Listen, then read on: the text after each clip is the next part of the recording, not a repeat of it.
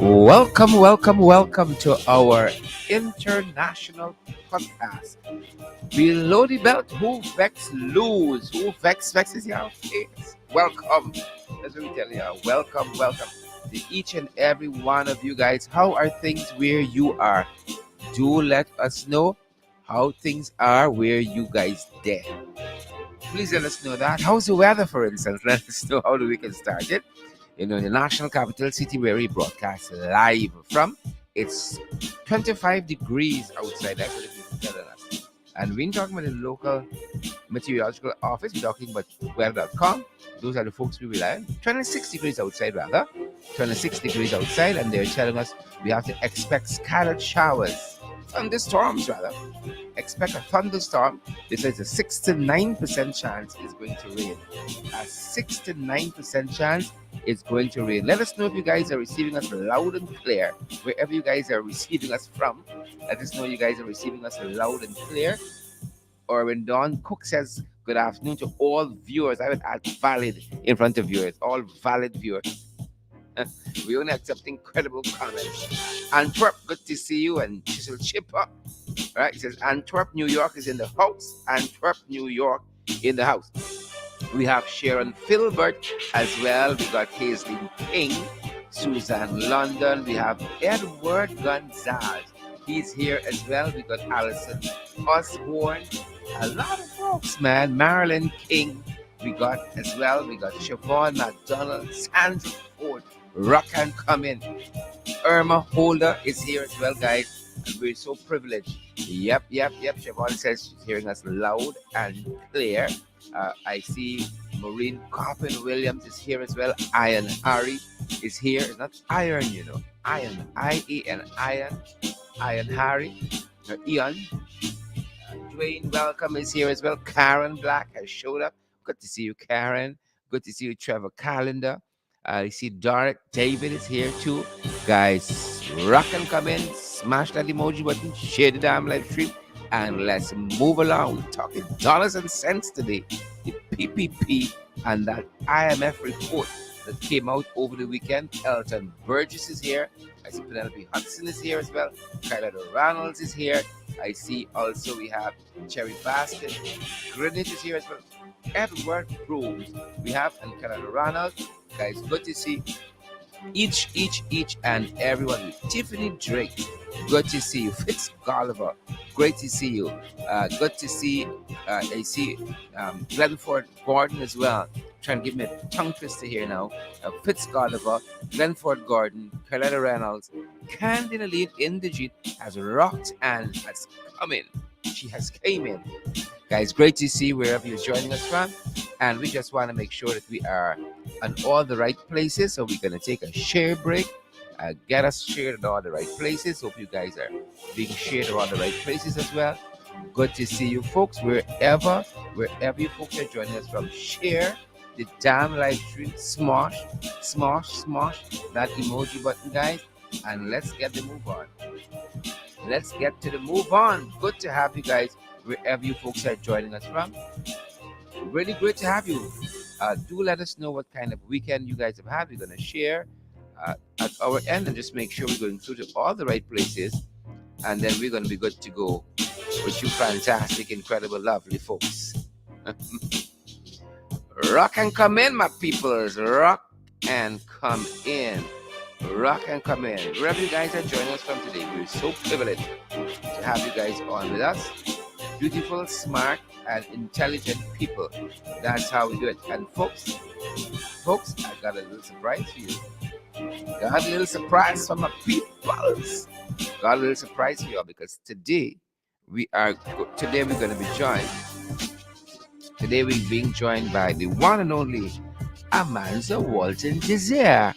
Yep. We're going to be joined by Amanda Walton Desire. Amanda, are you there? Rock to the coming. Rock and come in, Amanda. Sharon, what's up? I there. I there like a devotee. We there. Folks, are you hearing Amanda? Let us know if you're hearing Amanda. Please and thank you. I want you to say another word. We want to know if you're hearing Amanda. If you heard Amanda just now, let us know if you heard Amanda loud and clear. Please let us know. Yep. Clara Ronald said, Rock and come in. Good afternoon to John Jones. Good afternoon to Marlon Griffith. Guys, did you hear Amanza there? Amanza, just say something, man. Say something. Some of them probably shock and think they're dreaming.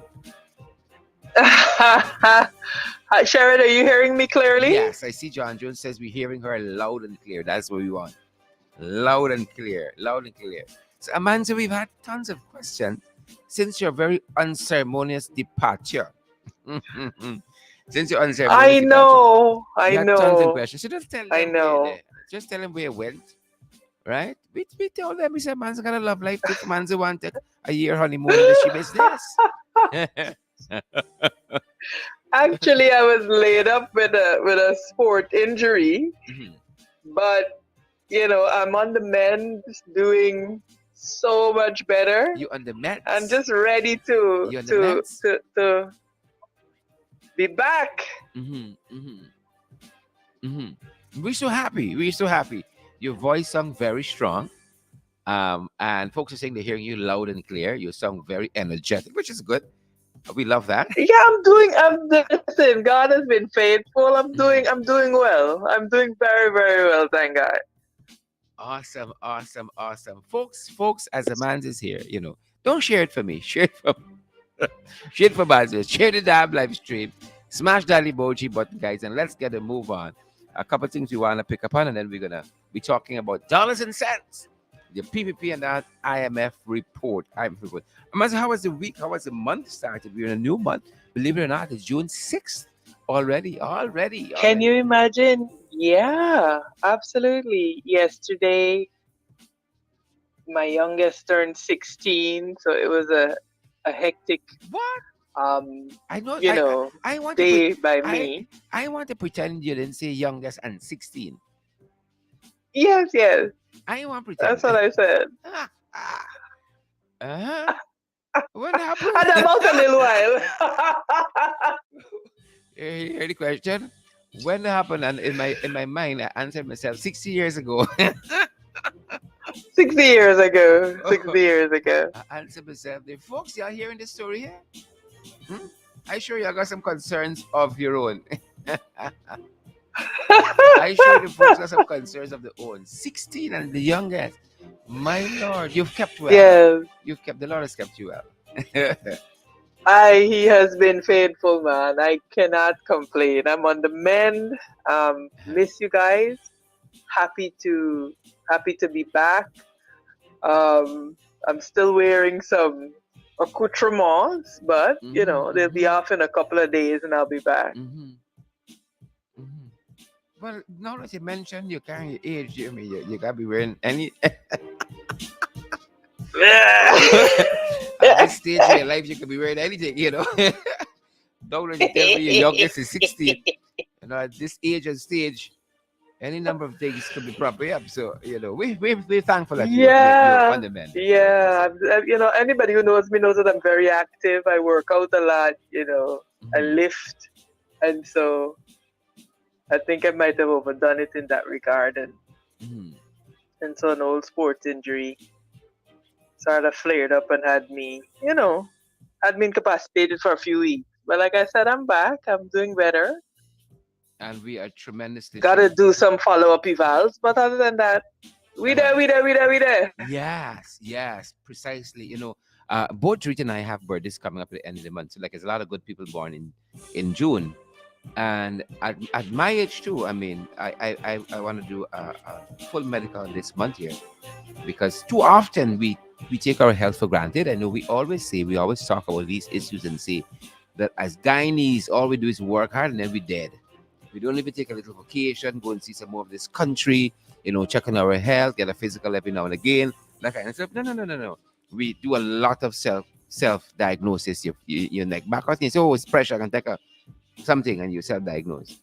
Your foot hot in, oh, it's the cold floor, you put on a socks, and and you go on down the road. Absolutely, we Right. have to. No, but on a serious note, I think we often forget that we have to pay attention to our health. We operate in a high stress environment, and that takes a toll on, you know, what our health in ways that we can't tell. And so for men, a prostate exam, of course, is so important once you get to a certain age. Hmm. For us women, mammograms and certain screenings are so important. You know, Cheryl, I see in the comments there's a raging debate about whether I started early. Ah, I ah, see somebody is asking ah, if ah. I'm married. You can go right ahead and answer them It's very if you want to interesting. provide clarity on these many varied issues. You go right ahead. Don't mind us. Don't mind us. Somebody said, "Oh, start early." No, I had my children in my mid to late 20s, Hmm. so that's not an Yeah, early start by any yeah, stretch. yeah. But I've been about a little bit, You've been so about a you little bit. know. Yeah, I started late. I think I started relatively late. I had my first child. We had our Yes. first child at I was 28. I think I started. Ah, yeah, Wow. yeah, yeah. I was a little worried at one point. I could say, Yeah. I was a little worried. I just decided to make up for it. 3 months later, Yeah. we out Yeah. here, we out here, we outside. We outside. Right? Amanda looks well. Amanda But has kept herself very well, which is a good thing. It's like mine is the keeping grace of God, believe me. you know what? We had Kamal Pasalan on our morning program the other morning, and somebody was talking to me yesterday, and the person was asking me, "Who is the little girl you had in the program?" Little girl. I said, "Who's the?" I trying to box me mind. Who little girl? Uh, Nah. I said, "Kamal, But oh Kamal is Lord." such a gem. If you know Kamal's young, like you, her youngest son's age. But God is keeping him. Yeah. you know. And yeah, I don't deb out. Yeah, I don't just deb out. Yeah. If your body And taking a avoid certain night, night you. Jew and so on and so forth. Yep. You have done well. You've done well. And one of the things we've been talking about, as we've been talking about birthdays and so on, is this month we always tell our listeners and viewers, whatever is your goals, especially half year, you got to be reviewing some of those things you set out to do in the year start and see how far you've come. But even for your goals for the month, the time is running so fast. You got to pick up the pace. Pick up the pace. Don't look to the left nor the right, but just be focused on those things you set out No, to do. you have to be deliberate. You have to be deliberate, and you have to manage your energy. You have to decide what will take your energy, because you have a finite amount, and Hmm. so you Hmm. have to dedicate it to where you will be most effective. You have to minimize distractions and keep focused. Otherwise, the year will come to an end, and you'll not have achieved what you set out to Hmm. at Yep, the yep, beginning of the year. yep, So yep. it's about focus. Yeah, hold a Hold a focus. focus. And that's our encouragement to folks today. Hold a focus. Hold a focus. Folks, before we get into our topic for discussion today, the people in that IMF report we saw come out recently, we can't even throw off all of what we want to talk about, but in subsequent programs we will. But we're going to make our foray into this discussion about this report. We're seeing here that they're saying for well, division 4A, as the police categorizes it, there's been a 31% reduction in serious crimes, and this is being reported by the regional commander, Mr. Simon McBean. And he's saying again, there's a 31% reduction in serious crimes. And serious crimes, according to the Ghana Police Forces, murder, robbery on the arms, robbery with violence, robbery with aggression, larceny from the person, break and enter, burglary, rape, kidnapping, and I don't know, maybe a lot of crime going on reported, because not from what we read in the daily papers, not from what you You read in the daily see, papers at all. 31% reduction. Sharon. Yeah, there seems to be a disconnect between the level of safety that citizens feel Hmm. and what the stats are showing. Hmm. And you rightly said these stats depend on reports. reports to the police are directly linked to the confidence that the public has in the police. Mm-hmm. Because you ask the average Guyanese citizen, they will tell you that they do not feel safer. In fact, they feel far less safe. Mm-hmm. And what the police force has to understand is that the perception of the people is their reality.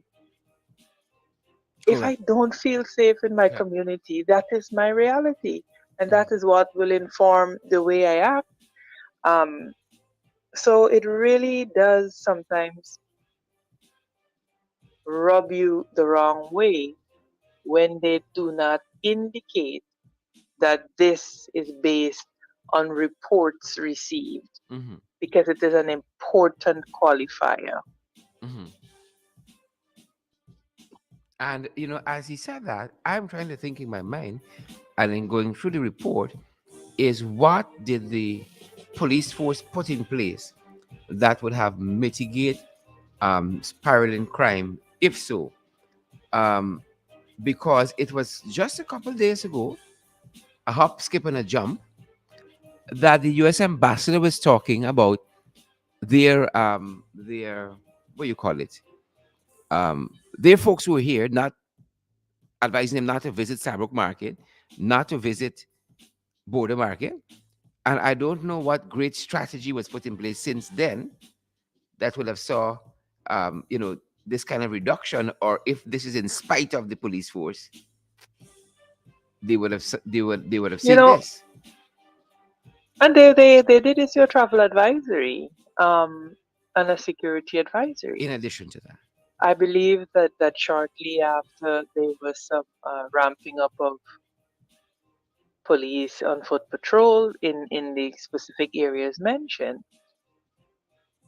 but whether that has been sustained is not um, immediately apparent. Um, so, Sherrod, I think by and large, what we are seeing, if we're going to be very honest with ourselves, is just a complete breakdown of law and Yeah, order. You saw it at the few shows that they had yeah, recently. There yeah. seems to be an embracing of just public misconduct, Hmm. almost a veneration of it.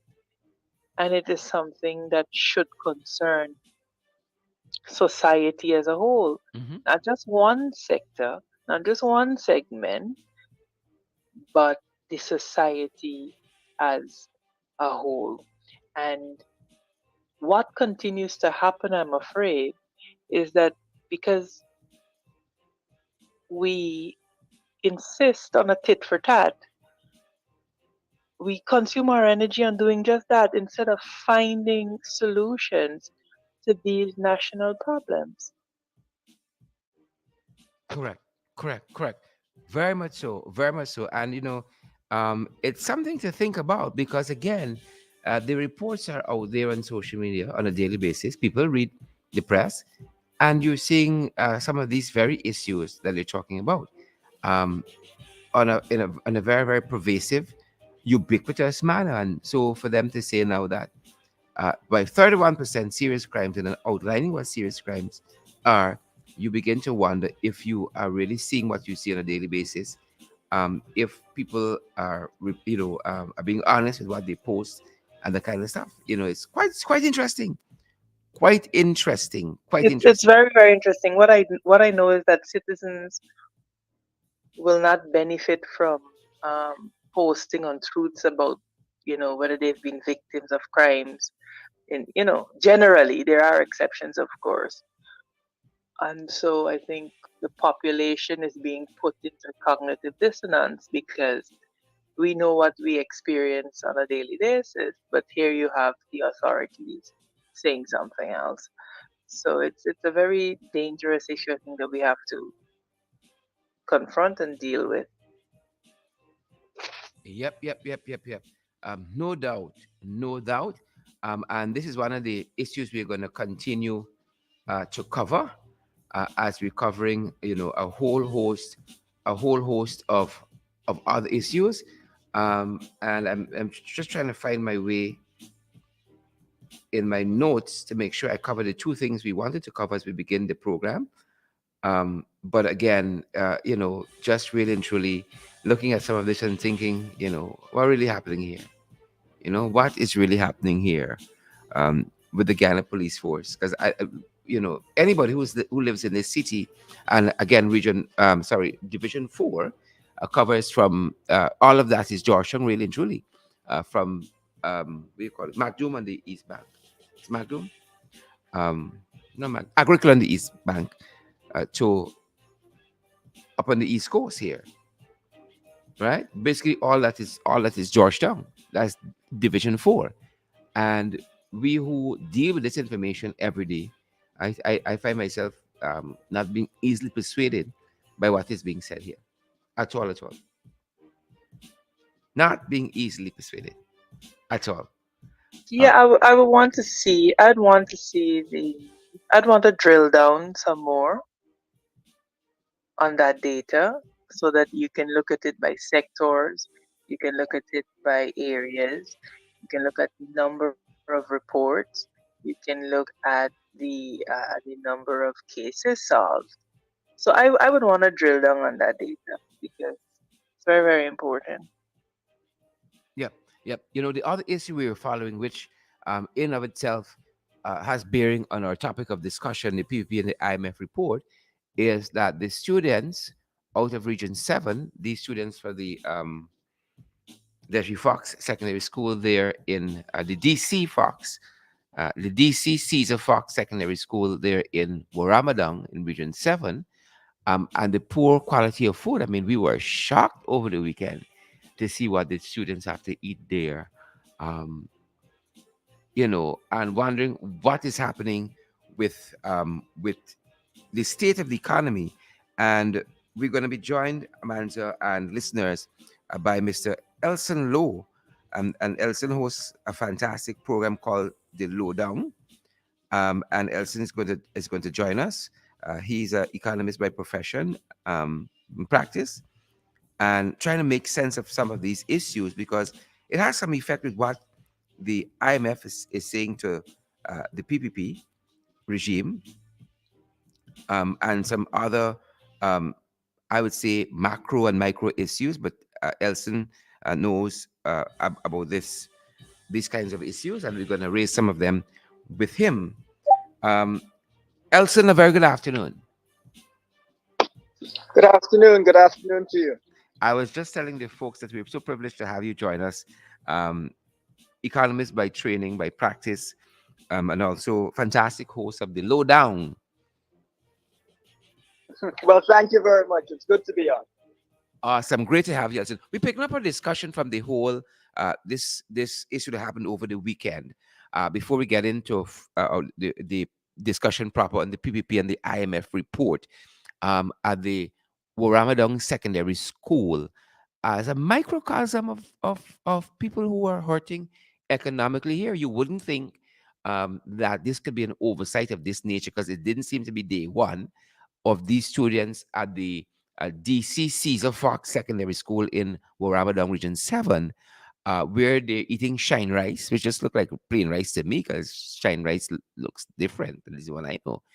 And little pepper, little ketchup on the side. And this is from an administration that says they care, they care. And, when this was posted on social media, I think the installed Minister of Education, Priya Malichan, said that if this is true, then she went on from there. I mean, you are the minister. You're in a position to know. I think in law, Amanda, you call it constructive knowledge. You're in a position to know, but you don't care to know. You don't. So the law imputes knowledge. You're in a position to know if this is true. You could pick up a phone and call somebody and find out. Right? So it's a microcosm in a large sense of what is happening in the large economy. So we can talk about that with a brief comment, and then we'll get into some of what the IMF report, preliminary report, came out over the weekend and discussed about the economy and so forth. Yeah, absolutely, absolutely. So it is partying for some, enjoying yourself for some, and others have to eat shine rice. That is the situation. in the country. You can't even get any meat on your plate. When you say a microcosm of the broader situation, it's concretely what we see in Guyana is that we have had a largest budget in the country's history Mm-hmm. and the largest budget by some distance, Mm-hmm. but very, very few provisions really to help people to deal with the shocking increase in the cost of living. And so, as a result of seeing very few provisions, you're seeing all over the economy people cry out about how difficult it is to make ends meet. Now, this example of Shine Rice sounds to me like even within the ministry budgets, the government has not made adequate provision for the things that matter, the basics, Mm-hmm. but rather is focused on all manner of vanity projects and so on, Mm-hmm. and things that are not concretely tied to the structure of Guyana's economy. I've mentioned on previous shows and so on that there's not been enough of an emphasis on training Guyanese to get involved in the oil and gas industry, and that we may have local content laws and local content aspirations, but unless we train enough people to fill these posts, we'll end up with a lot of foreign folks in those posts throughout the entire period of oil production. So it seems to me that the ministry is not focused where it needs to be focused, and one of the side effects is seeing these types of nonsense. Yep, yep, yep. I see somebody on social media asking whether this was a dish by choice. I mean, who says, I can just eat plain rice? I mean, we've had these cultures with us for a little while now. I've never known one of the Amberian dishes to be plain rice. I've never known that. Shine or otherwise. Sharon, I think it Amanzo. is indicative of the contempt with which this government operates, particularly as it relates to all businesses. Mm-hmm. Mm-hmm. This is a boarding school, like I understand. It means that it ought to be meals and provision are budgeted for. Mm-hmm. So there would have had to have been some kind of breakdown somewhere along the line A big breakdown. that would A big breakdown. You know? result in students having to plain rice, ketchup, and pepper. It is inexcusable and it must be fixed Mm-hmm. urgently. Mm-hmm. This is a school that is sustained with education because it provides both. So it is not subject to the economics that the ordinary man will feel because it is funded from the public purse. There is Mm-hmm. absolutely no excuse for it. So somebody has to be held to account and somebody has to be held to account very swiftly. I am concerned about, like I said, the contempt with which our indigenous brothers and sisters are being treated. Mm-hmm. I am following and observing this situation about Reynal, whose family are unable to locate his body up to now. Mm-hmm. I don't know if it has been found again. An indigenous man. No, no. That matter is still under investigation. And who's being held to account? How Correct. is the person involved and out on bail? There is something ludicrous happening in our society. And yet on social media, you see the most asinine comments. We have Mm-hmm. to be careful. We do not allow politics to cause us to lose our humanity and our humanness towards each other. Mm-hmm. Mm-hmm. Mm-hmm. Guys, let But us know. I digress. Guys, let us know if you're hearing our guests clearly, please, because I think we're getting some feedback at one end, and we want to make sure that we're all hearing clear and we're not being subjected to any harsh feedback. We're gonna try to see if we can correct some of it at our end, if possible. Um, so our apologies there. So there is that happening at that one end. We also following some reports as we segue into the fuller discussion on the IMF report of some officers there at the GRA, the Ghana Revenue Authority, being under investigation for selling fake, quote unquote, fake licenses. Selling fake licenses. So we are watching that too. But this report came out, which is a preliminary report over the last weekend, Friday into the weekend, about some of the IMF findings as regards to several facets of our economy. And one of the things that the IMF said here is that it was very concerned about the pace of spending. And again, I remember when this matter was raised, Elson and Amanza, um, Mr. Jagdew, I think in one of his press conferences, laughed it off that people were concerned about, the pace of spending because, I guess in his mind, once he's spending money, all is well and good, right? But the IMF was connecting here the amount of money that is being pumped in the economy with the fact that that can send up the inflation rate and which is partly responsible for the high cost of living you have. I mean, I'll take Elson first. Make sense of this for us. Perhaps put it in better context for us, and then we can go from there.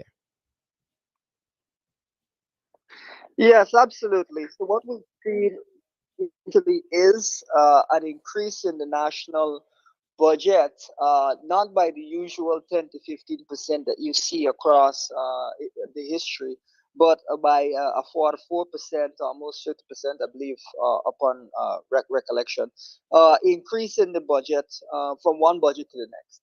Now, if you see such a sharp increase, a three times more increase than you would normally see, that is, of course, going to raise the question as to whether the economy can efficiently absorb those funds, or whether that's going to cause, at least in the short term, a spike in prices and inflation.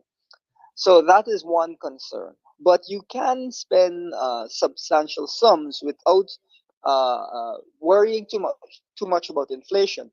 If you have appropriately put aside funds to deal with inflation mitigation, and that is something that we've seen barely any of in the national budget. In fact, we've seen less than 1% of the national budget, which again is the largest by far in the country's history, go towards mitigating these cost of living effects. Less than 1%.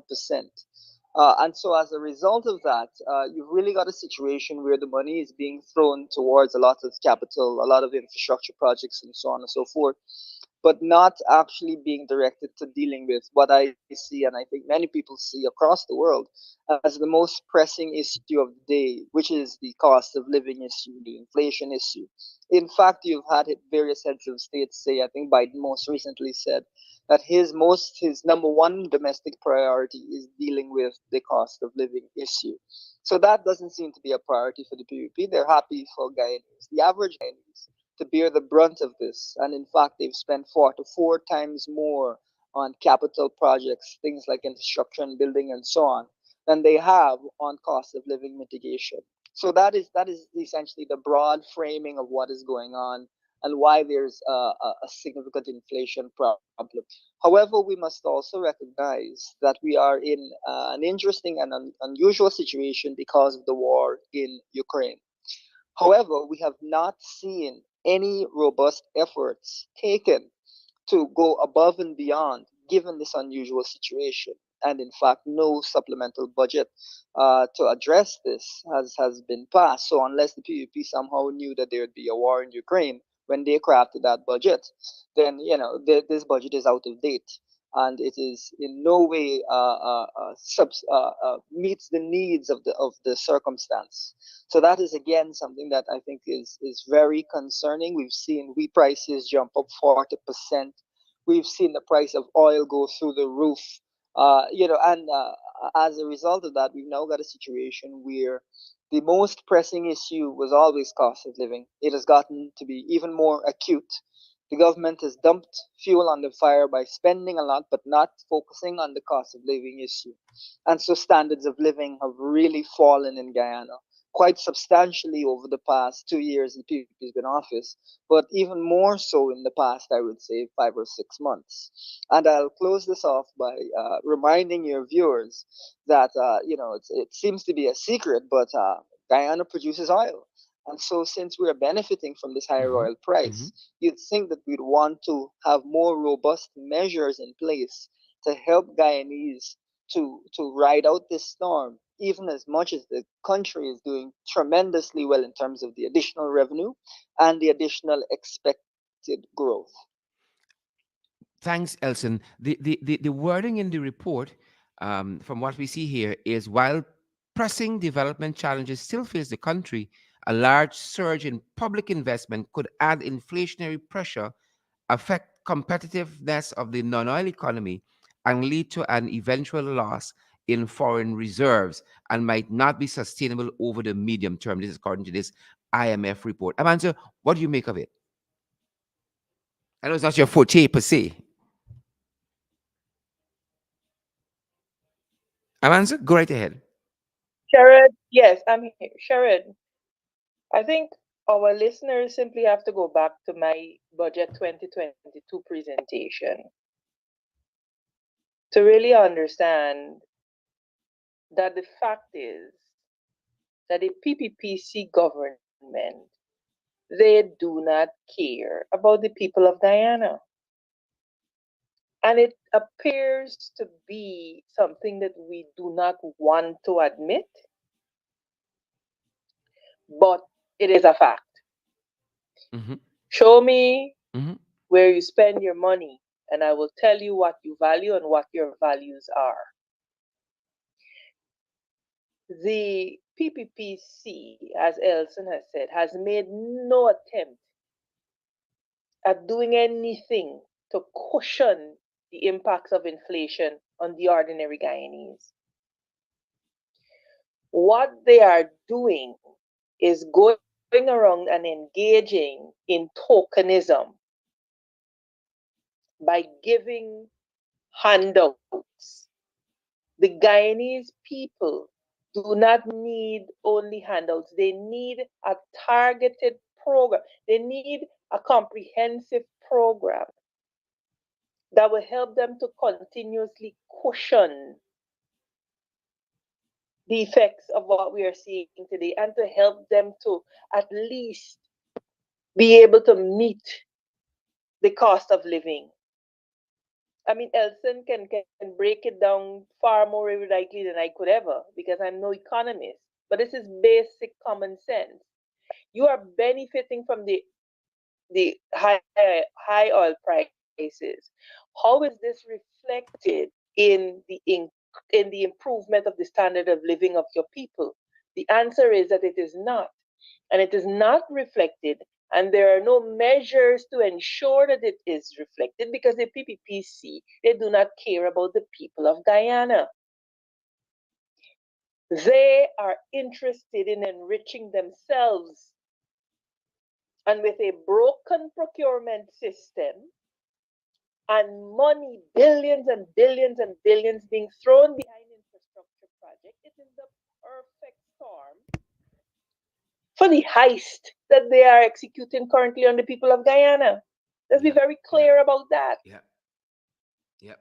And so the president goes around with his one off, two off tokenism instead of sitting down with people who know and understand and say, how do we come up with a program that will see our people being empowered on a continuous basis to weather the storm? Mm-hmm. Governments that care about their people, that is what they sit down and do. Mm-hmm. Mm-hmm. Not go to a particular group and give them this and go to a particular group and give them that. Mm-hmm. Because we must understand what they're doing psychologically. Mm-hmm. You give the fisher folk a grant, other people who need it just as badly don't get it. What are you doing? You're setting that one group against the fisher folk. Mm-hmm. Now, I have no difficulty with any Guyanese collecting sums that will help them to weather this storm. What I have a difficulty with is the sinister motive behind what the PPPC is doing. And we can And talk this is about why that. I encourage us that we have to look at this thing critically. It's not just about walking around and handing out money, but you're choosing certain sectors because you want to go back to say when people speak up about it that they're being divisive and that they're being racist and all manner and sorts of things. And not understanding that a rising tide floats all boats. And if you are a smart government, you will ensure that every Guyanese, not just certain sectors, are being assisted in weathering this very, very difficult time that every Guyanese, working class and poor, are finding themselves in. Yeah, yeah, yeah. Guys, Sir Arthur Lewis, who is a famed economist out of St. Lucia, and who won, believe it or not, the Nobel Prize in Economics in 1979, the year I was born, 1979. Sir Arthur Lewis says something that I read years ago that has stuck with me. He says that asking questions is the principal business of university people. And I know both Elson and Mans have been to university. He says if we do not ask important questions simply because they are dangerous questions, we cease, we cease, we cease to be honest, and a dishonest scholar is a menace to society. I want to ask a dangerous question. There's a and I'm using the word negligence within the legal context in which you got to establish certain what you call what is it limbs to establish the tort of negligence. One is a duty of care, and Elson specifically, was the government negligent? I know, you know, these guys in dunce. They ain't silly. You got Ashney there. You got Colasar doing something in economics in the government.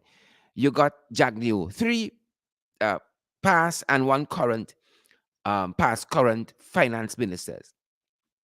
They must know that if you pump a lot of money into the economy, this is going to happen. Inflation means same money in your pocket, it's buying less out there. Cost of living goes up, right? But they're willing to suffer that at the expense of some other things, right? Could it be that this is no fluke? This is deliberately doing this thing, knowing what one of the side effects could be, the hardships, and in so being negligent, Mr. Economist. What I would say is this. I think that there is a heavy reliance on a trickle down approach to economics within the PVP, and indeed, you've heard some prominent members of PVP say that that is something that they expect, that the benefits will trickle down to the average Guyanese. Now, if you're going to use that model, you have to be relying very heavily upon substantial employment gains in order for people to actually be able to benefit. Now, that's not what you've seen in Ghana, where the unemployment rate remains very elevated. We've not dropped to a 3% unemployment rate like you're seeing in a lot of developed countries. We're still above 12%. So that strategy has not been effective. That's the first thing. The second thing is that because of our poor management of our investment, which the IMF has pointed out, and which MP Amanza pointed out in her budget speech, you're seeing, as much as 18, $90 billion wasted, Mm-hmm. right? So Mm-hmm. what has gone on is that there is a strategy in place which is uh, not been done effectively, is not, in my mind, the correct strategy, and so the system or the structure is really failing, and as a result of that failure, you're seeing all the negative effects, which is the high level of inflation and so on. But you're not seeing the positive effects in tremendous job creation. The leader of the PNCR, Mr. Norton, recently commented that the reason that you're seeing all of these temporary jobs created is, that it is the only way they seem to know how to create jobs, and it is an admission of failure on their part in creating jobs for them to be relying on these sorts of temporary jobs. And I would say, are the cost of living effects only being felt by these few thousand folks as much as we want them to receive assistance? I'd also refer back to the MP Aman's comment about the fisher folk, where they're getting 150,000. My question is, why not 155? Why not 160? Is there a specific rationale? Mm-hmm. And Mm-hmm. why is it that they're receiving less, as an example, than the sugar workers who are getting 250? Are they worked at 60% less the PVP than the sugar workers? These are the type of nonsensical things that come from a government that has poor planning, poor management, is not metrics driven. I mean, we even heard in the parliament the government say that they expect 4% inflation this year, which I don't know if that was a joke. Maybe I misunderstood his comments. But how can you expect 4% inflation in these times? In no economy, as far as I can tell, you're seeing that lower level of inflation, even before the war in Ukraine. So essentially, it's a story of mismanagement right across the board, and a story of a public investment program which has not done the job. Now, we are talking about it in the short term context, but the IMF is also hinting at a longer term context, which we can get into if that's something that you'd like to talk a bit about. Because we've seen again that the Amalia Falls Hydro project has come up as a point of controversy and a Mm-hmm. point of difficulty with the contractor pulling out of the project and it potentially going back to tender. Now, as an opposition, as members of the opposition, as supporters of the opposition, we want as much as possible. We want the country to move in the right direction. So we don't want Amalia to go forward. But from the other end of it, I must admit that I do find it quite entertaining that they continue to struggle with this project, which, I mean, they could have had an equivalent solar farm already built with the time they spent struggling behind this. So it is quite entertaining. I find it to be quite entertaining that they're continuing with Amalia. But the IMF, I think, is hinting that those types of projects have tremendous risks, and that our fast tracking of those types of projects, pushing them to the forefront, is going to lead the country to great losses. This is unfortunate, and we can get into it a bit if you're interested. But that, I think, is the worry that is kind of echoing through that IMF note. Excellent. Amansi, you want to win there? Well, I think Elson has summed it up quite correctly, except that I would want to say that it is incompetence. Having worked in government for close to 20 years, one of the things that you understand is that you have to have very strong technocrats Mm-hmm. in these ministries. The other thing is that these technocrats could be given correct advice, but it is up to the ministers to accept it. Correct. Correct. The reality remains that the government, the PPPC administration, they do not care. And the earlier Guyanese as a whole, even their supporters, understand that they do not care about the poor and working class. They are only interested in enriching themselves and their cronies. The better off we are going to be in terms of crafting political solutions to this problem. The PPPC is bent on domination and control, and that is the other poisonous aspect of their character. Yeah. Yeah. Yeah. Now, what people must understand is that if you study history, you will see that when you have people who are dictators and autocrats, if you believe that by them oppressing a certain group and eliminating a certain group, that they will stop when they are done, you need to read history Mm-hmm. because you must know that that is an appetite that is never curbed and they will turn on you next. But when you say these things, people want to make you, you're fatalistic and all of these things. But history is there to guide us. And what you are seeing is a government that has no plan but to enrich itself and believe that they can hearken back to pre 1992. Our young people don't care about pre 1992. They want to know what are we doing now Mm-hmm. Yeah. to provide them a better life. Yeah. What are we doing now? What are the plans now? Yep. As a young woman, I'm not interested in a part time job. What am I doing for the rest of the time? And so Barjack, they ought to be ashamed that he is going around unrolling a plan for part time jobs. When, whereas we showed with some minor adjustments in the public infrastructure program, downscaling it just a little, you could provide immediate relief to every sector of Guyanese in the poor and working class, not just select sectors. Mm-hmm. You Mm-hmm. could provide free tuition so that the money people are using to pay for tuition could be put to sustaining them.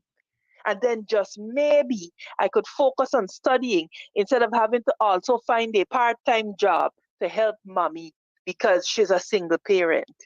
Yep. Yep. When you say these things, people deem you a critic, they deem you all kinds of things. But it is time, and this is why programs like the one that Elson does, which I commend everybody to listen to, Mm-hmm. because you Agreed. understand the nuts and bolts of what is happening. An informed population makes informed decisions. The time for blaming and pointing is so far over. It is sickening that you will be on air talking about a matter of national public importance, and the best some of them could come up with is when y'all were there, what did you do? Who, how do you move a Mm-hmm. country forward in that manner? 30 years ago when we used that And blackout. 30 years ago, where were you? Can you imagine the vice Yeah. president is telling Yeah. somebody about 30 years ago, Yeah. forgetting the Man, I fact that wasn't even you around back then. presided? It was pre 1992. I wasn't even walking around. But Elson, But you have to give account for that. forgetting the fact that his party presided over 23 years of that 30. Yeah. Don't worry about that. Let's pretend that ain't happened. Telling you. Let's pretend that ain't happened. But as you're talking about that, Amanda, you're talking about a strategy to get us out from where we are. He want to talk about that. The man talk about the consolidated for man Siaga money. Right? He want to talk about that. But Elson, you talked about some of the catalog of if you want to call that remedies, but the foolishness you described as foolishness that they're trying to do. You had a national budget that was read in February and passed. You had, and then from March you saw a whole raft of things happening that was seemingly, but not seemingly, that were not in that budget. So you're wondering what is happening? Like they abandoned their own budget? Was it short sightedness? What it was? And some folks described um, the vice president recently as Santa Claus. He's just going and like off the top of your head, you get an airport, you get a stadium, you get a 150,000, you get 200. There seems to be no rationale. You know, Alison, you just said, why 150? Why not 151? Why not 164? Right? What is the rationale? And then Starbucks News today had an interesting editorial on the new Integrity Commission, which basically it says had its work cut out for it, you know, saying that, there are corrupt deals to be made by virtue of the favors that could be provided, the blind eye turn, or the ubiquitous kickbacks. Sabbath News understands the environment and what comes when the PPP comes. How do you make sense of this as a Guyanese with a soaring cost of living? It seems again, it's more for them boys and less for you. It's more meat on the big boat, cock up your foot and back ball, but less meat for the children at the Waramadong secondary school there. How are we to make sense of life under these people as currently obtains? Elsa. Well, I'll give you one perspective to add some context to this, and then I'll give you what I think is really going on. Mhm. So the first thing we must always remember is We are not in a circumstance where the country is not making money from the huge oil reserves, from the production of oil. We're producing about 50% more than Trinidad's highest ever production. So, but oil production is there, and we're going to have, I believe, like 13 lifts this year, Mhm. maybe a little bit less than that. But the point being, this is a time of plenty. This is a time of plenty. This is the highest the oil price has been for many, many But how come years. we feeling it? So How come there's we money feeling it? available. There's a lot going on, and in terms of production, there's a lot going on. Hmm. And I encourage Guyanese to check the oil price every day. That's something that I do to keep track of what is going on. Hmm. So that is your starting point. Hmm. And we must reflect now what things would have been like if we weren't producing oil, if we didn't have that opportunity to get some revenue there. But the flip side of it is that as much as we are producing, we're not seeing it go to the people. We're not seeing an emphasis on the people. Rather, we're seeing an emphasis on infrastructure projects and so on, which some of which are very necessary. But the history of corruption in oil states is unfortunately one which indicates that the purpose of projects tends to be to engage in corruption rather than rather than to actually have any kind of infrastructure put in place. And so what you would see is in countries like Equatorial Guinea and so on, where you have islands, but the islands have roads on them. There's no people that live on the island, but it has a school and an airport and roads. The purpose of the projects is corruption rather than the purpose of the projects being development. So that I think is the best explanation for why you're seeing such a high degree of indifference to the suffering around that Guyanese face.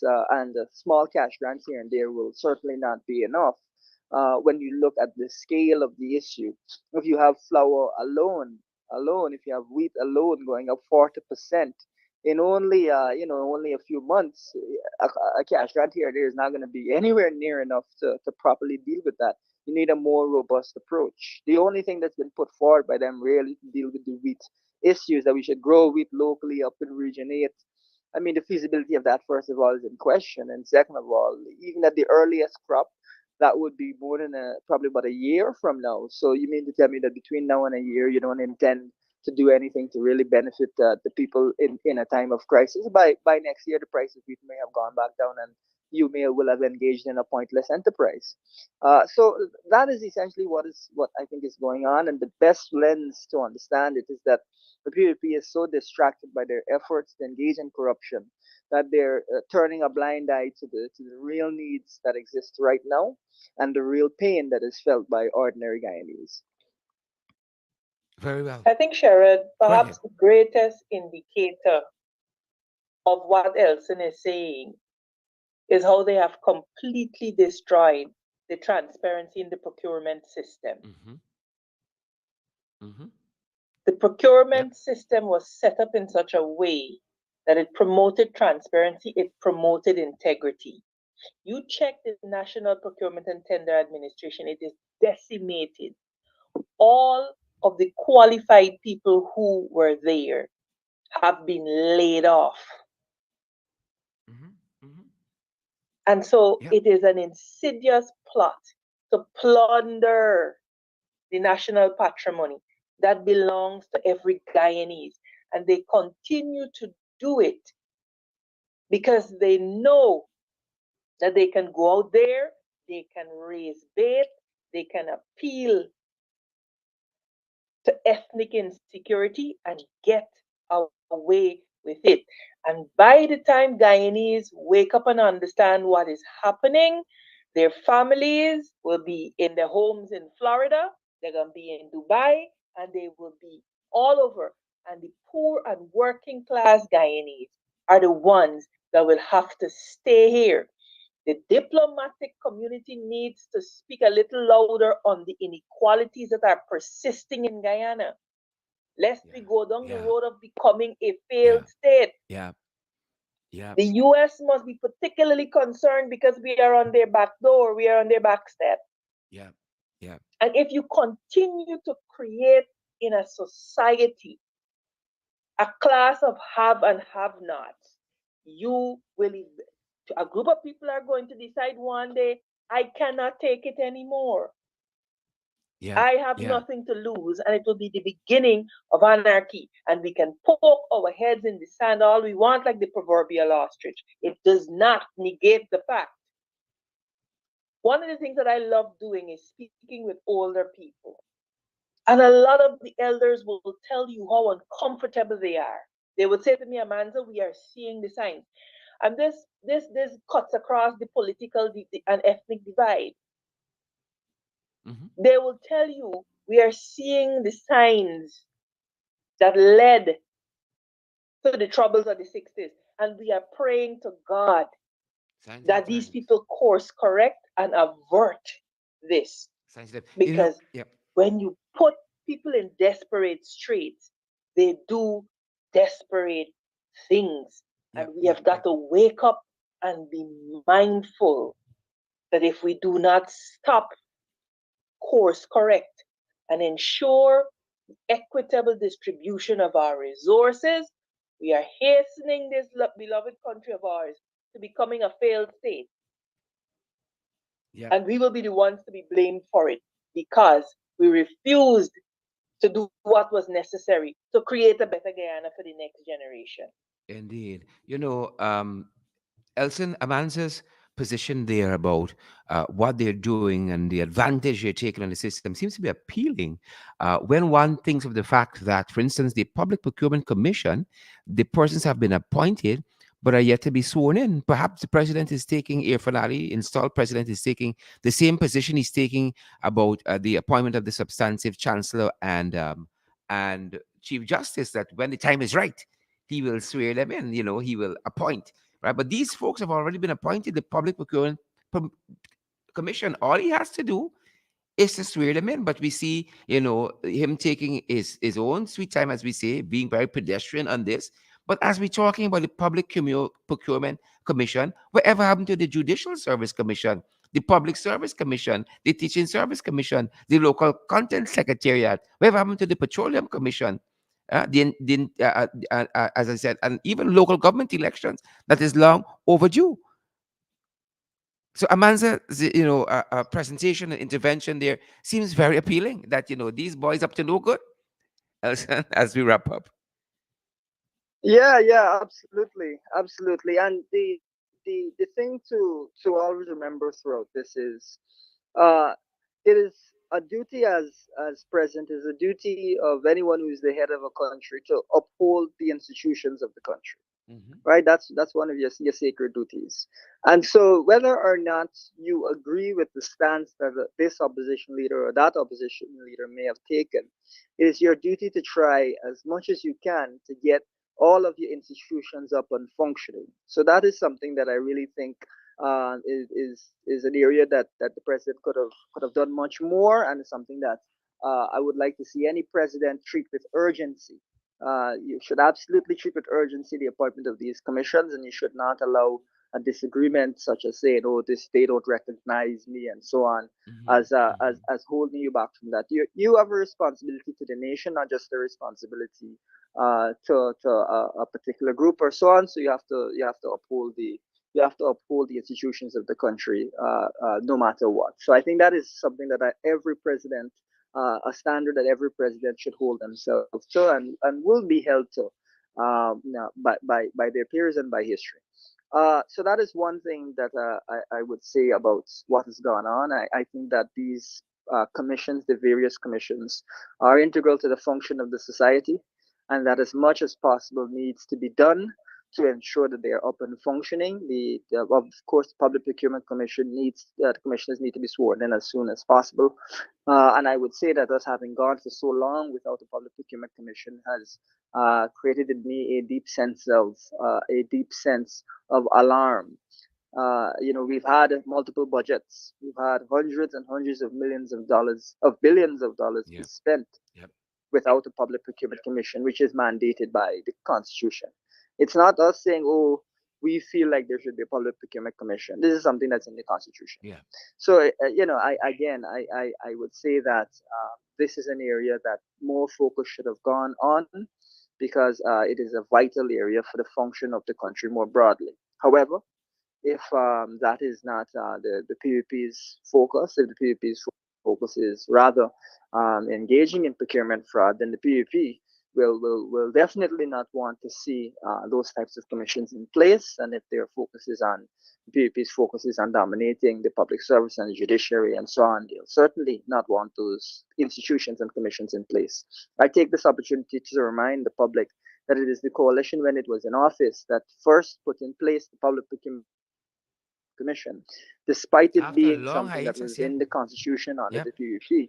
They did not activate it. They did not. So that just gives you an understanding. And you know the question you mentioned earlier. It's important to ask questions.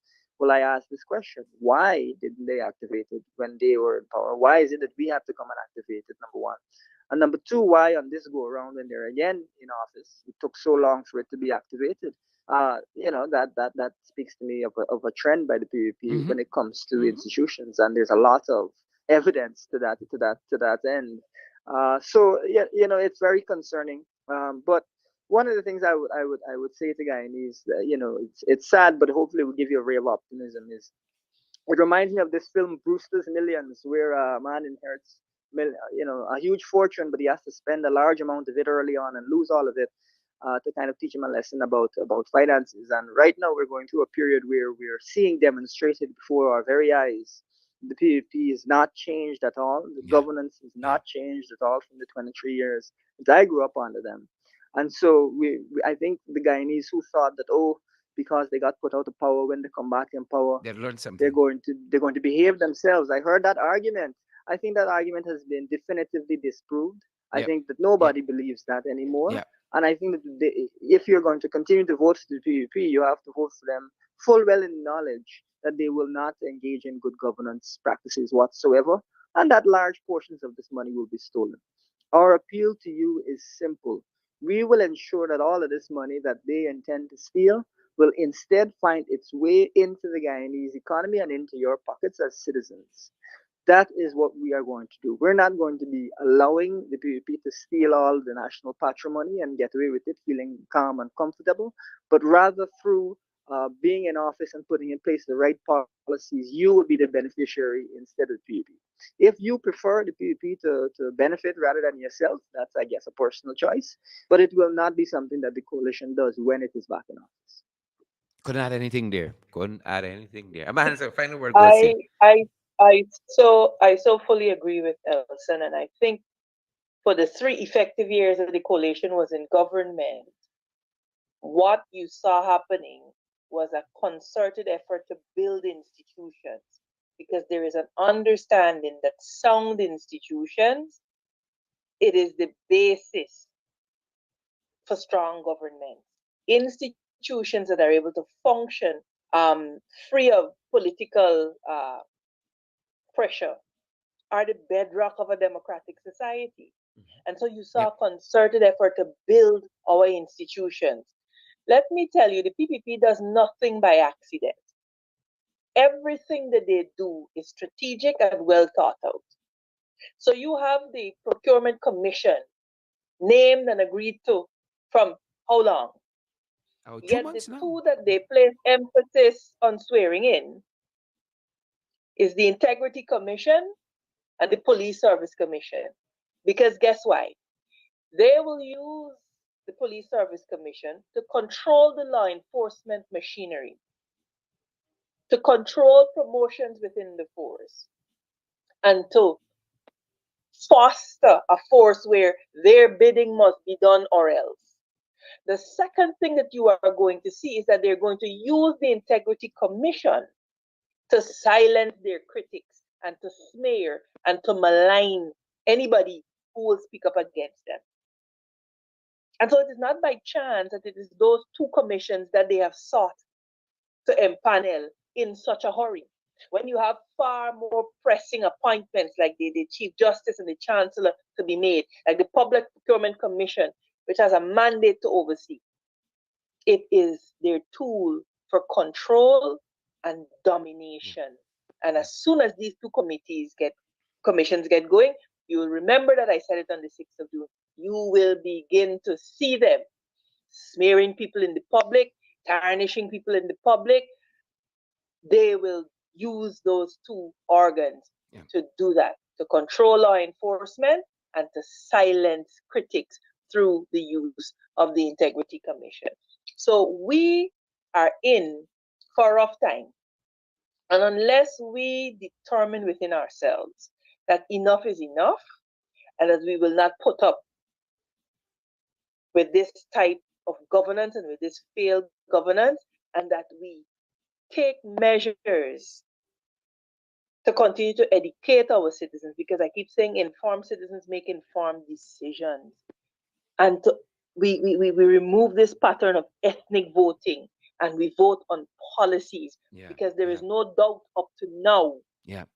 that as it relates to sound policy, the AP and UAFC outclasses the PPPC by miles. They're only about corruption, incompetence, domination, and control. And as Elson said, if you knowingly go and put your X next to that, you are complicit in the fate of Guyana being a failed state.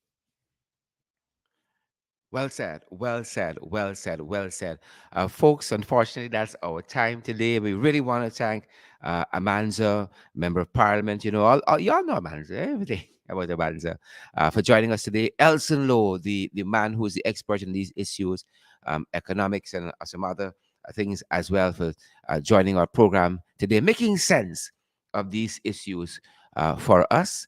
Thank you so much. And we were only able to bite off a small part of that IMF report. Basically, them talking about the money is being pumped into the economy, how it has the potential, and it's already doing that, driving up the inflation rate, providing hardship for Guyanese, driving up the cost of living, and the poor policies, if you want to call it even policies, being put in place by the PPP, trying to bring down that high cost of living that we have currently. Everything going up, chicken, you name it, Bora, everything going up in the market. All the sugar, milk, gas, everything going up with no end in sight. Again, Elson Lowe, thanks for joining us. And Elson has a fantastic program. As we said when the program started, we commend to you guys the lowdown, the lowdown.